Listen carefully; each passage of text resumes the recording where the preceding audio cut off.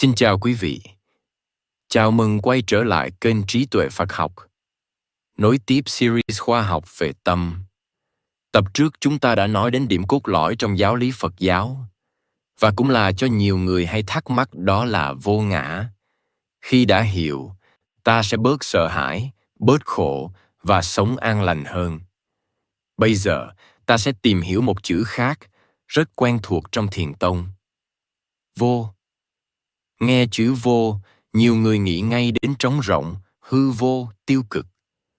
Nhưng trong Phật giáo, vô lại mang ý nghĩa hoàn toàn khác.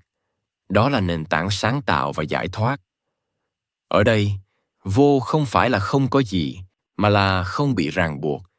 Khi tâm rộng rằng, không dính mắc, thì ta mới thực sự tự do.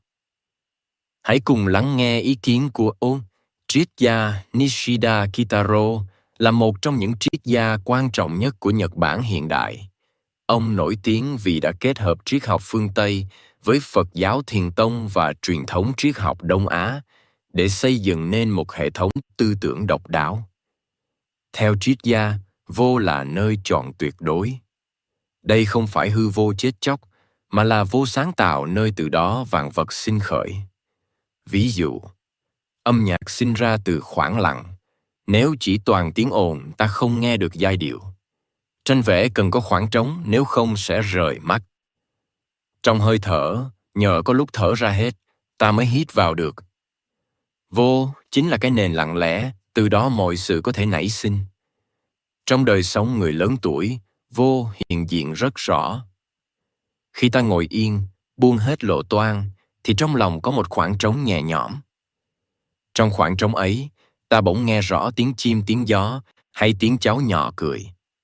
Chính nhờ vô mà ta thấy được cái đẹp giản dị của cuộc sống.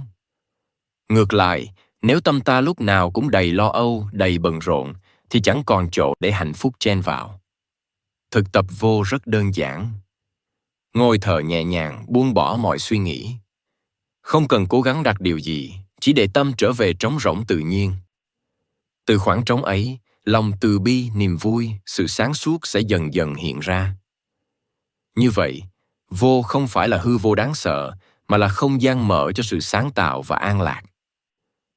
Kính thưa quý vị, Thiền tông dạy ta rằng, vô chính là nền tảng của cuộc sống.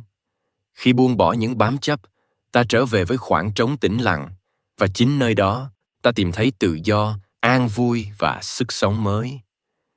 Ở tập sau, chúng ta sẽ giải đáp vì sao dù tiện nghi hơn, con người lại lo lắng và cô đơn hơn, và Phật giáo có thể giúp gì cho chúng ta.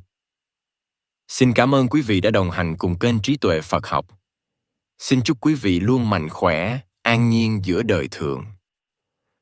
Hãy nhấn like và subscribe kênh để không bỏ lỡ những nội dung hữu ích tiếp theo nhé.